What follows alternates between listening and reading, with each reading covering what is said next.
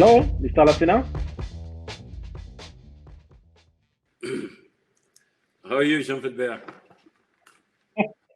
I'm doing well. Thank you so much for your patience. I know I was delayed for a few minutes. I had a previous session moderating and actually talking exactly about the same questions I'd like to discuss with you, which is how startups, ecosystems, entrepreneurs generally, and governments have collaborated during this crisis to respond, to build resilience and recovery.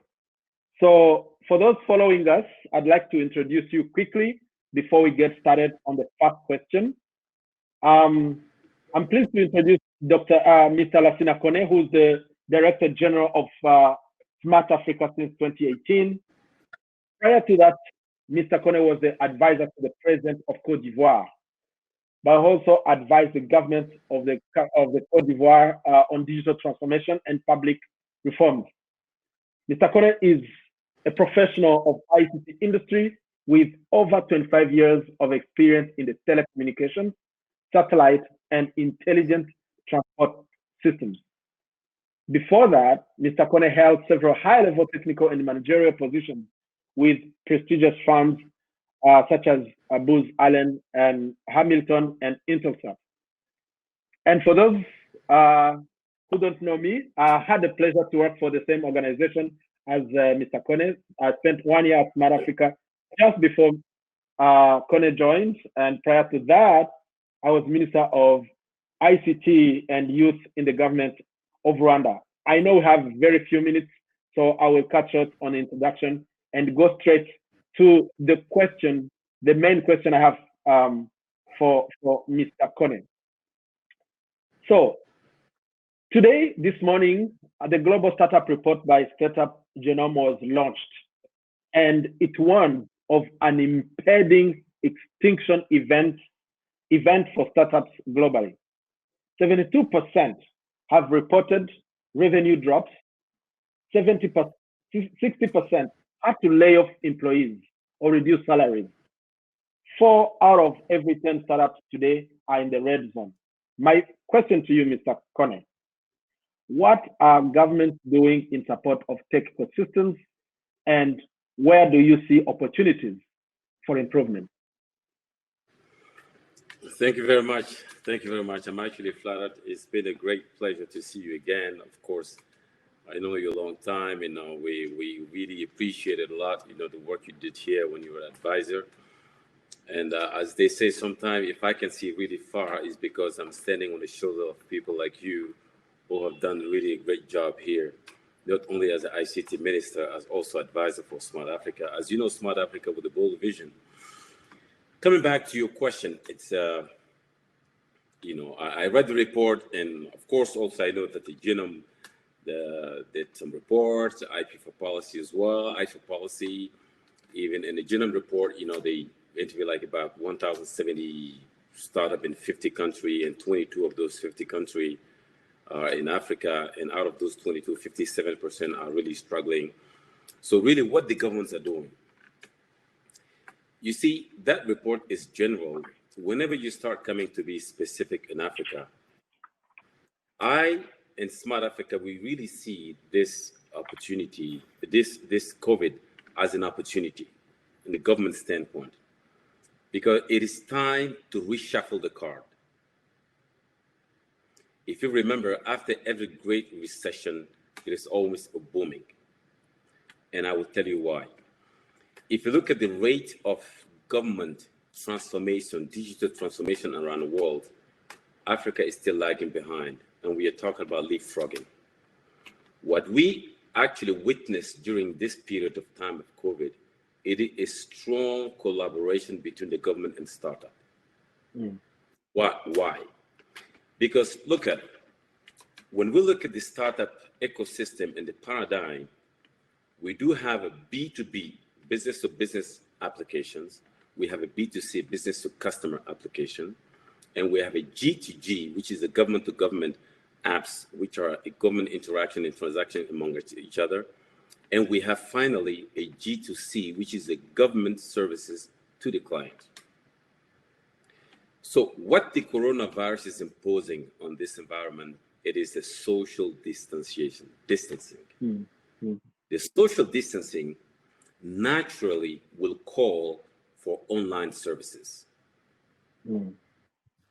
But what we are actually witnessing in Africa, take a country like Niger. Today, because of the COVID, they reshuffled the card. They came out with a law. All 90% of the application needed by government services are being developed by startups. The startups are local startups, and you don't have, you see, we really have to appreciate African startups and really praise them for one reason, compared to the counterpart from Europe or in America. I personally, in the Smart Africa standpoint, when you look at the startups in the US and the startup in Europe, they are like they have the funding, they are legislated, they are structured. Each country send them out there, and we can see even the rate of the integrations or the rate of implication of a European and American startup in Africa. I'm not talking about indigenous native African startup. The native African startup, we have so many challenges. Those challenges are being addressed right now. The first one is, how are they legislated? That's why Smart Africa launched the Startup Act, which is every single country need to have a law to recognize, to label each startup in their country. The second thing, even to exonerate tax exemptions in some of those startups. And it is happening today in Tunisia. Tunisia, they have more than 300 labeled startups. It is happening also in Morocco. And in fact, it is happening even in Senegal. But why this is important? Pre-COVID time, Senegal, leading also one of our country member, who also launched a Startup Act prior to COVID. It was estimated that there was only 1,500 startups in Senegal. But guess what? Post-COVID, we found over 3,000 startups in Senegal only. Wow. What does that we actually are already mean? in post-COVID. Actually, startups are already thinking post-COVID. Exactly. They're already thinking post-COVID. So it's up to us, policymakers, government, to structure them in a way, top-down approach by actually passing legislations which promote and encourage startup.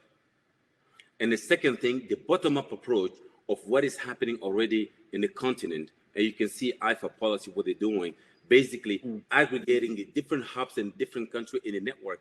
When these two movements collide, it is a perfect momentum. And that's exactly what is happening now. Wow. So I had so many great things. And having been away from the continent for 1 year, now I realize how disconnected I am. But it's so nice to hear it from you. What is happening on creating demand for startups? Niger, 90% of government services being developed by startups, the recognition through legislation, the participation, the collaboration, all that is great news. Unfortunately, time is our biggest enemy now because we have 5.5 minutes remaining, and I would like to pick on a question that was asked by Luke, who is following us. I'm interested in how digital talent is being developed in Africa. If you can take 2 minutes to respond to that, and then I'll have a closing question on Smart Africa specifically. Yes, this is a very natural question. I like this because I like to be bold. Smart Africa is usually bold.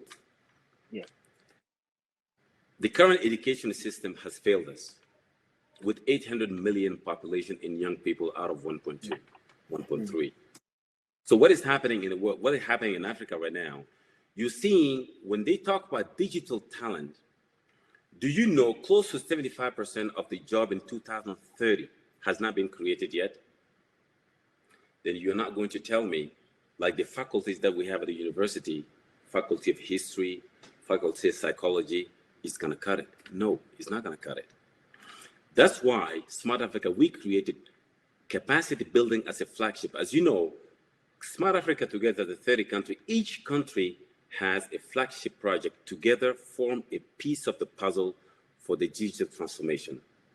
That's why we put out together capacity building championed by Burkina Faso. What is that capacity building? Capacity building is at all levels, government level, professional level, private level, young level, women level, even the young boys level below 10 years old. And in addition to that, we are coming out with something called SATA, Smart Africa Talent Academy. The Talent Academy, we are actually taking that out of the collaborations and the partnership we actually created with Activa from Barcelona. If you know who's Activa, Activa, yes. Activa is a subsidiary for the mayor of the municipality of Barcelona. What that will allow us to do, if you look at that SATA, Smart Africa Talent Academy, which actually will be providing training, French or English, in terms of ICT contents for women, teachers, government employee, and so on and so forth. And it's the entire ecosystem. Once it's adopted together with the Startup Act, it will help a lot in improving our social economic development around the ICT. Right. So the Talent Academy, today, all what you're seeing today, as you can see, of course, we see Microsoft, the big industry. I'm not trying to do a publicity for any company, but we see a lot of training happening on the continent. Why? Because people who are coming out of the university are not really adequately equipped to work in the digital transformation area. So we in Smart Africa, when we step back, how do we actually, we have to restructure through the government, which is a top-down approach.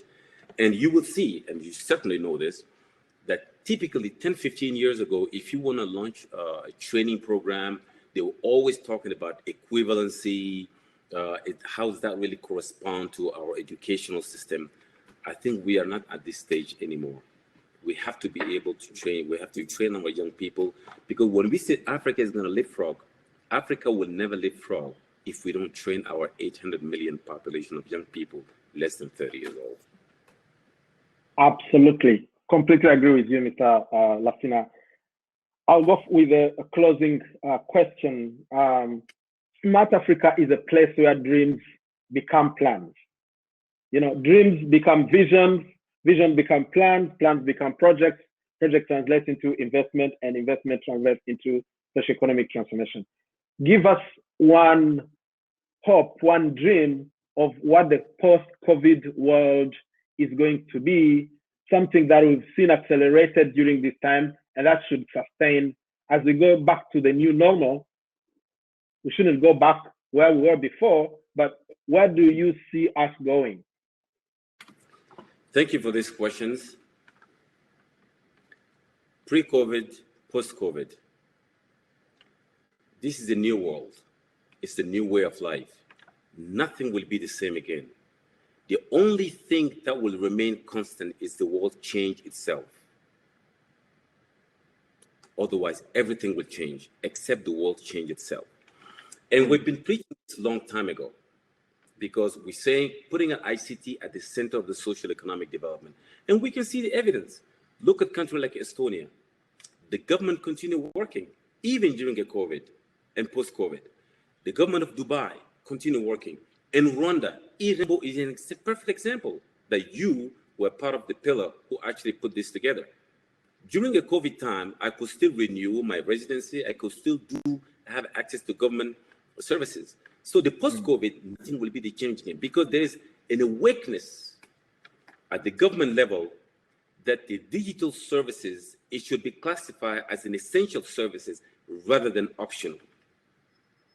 It's very important.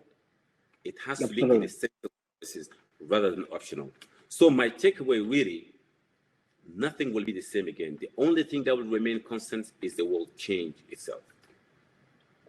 Thank you so much, Mr. Lacina Kone.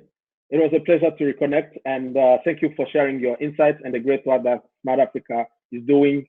I had change, I had transformation, I had leadership, I had collaboration, and I had entrepreneurship.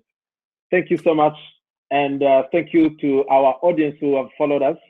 Please stay connected with us. You can find Lacina Kone on Twitter, on social media, on LinkedIn, and please connect with Smart Africa and also connect with Startup Genome, download the report, and help spreading the message that startups are the key to the recovery to the resilience after COVID-19. Thank you so much, sir. Thank you for having me. Have a great day. Yeah, you too, bye.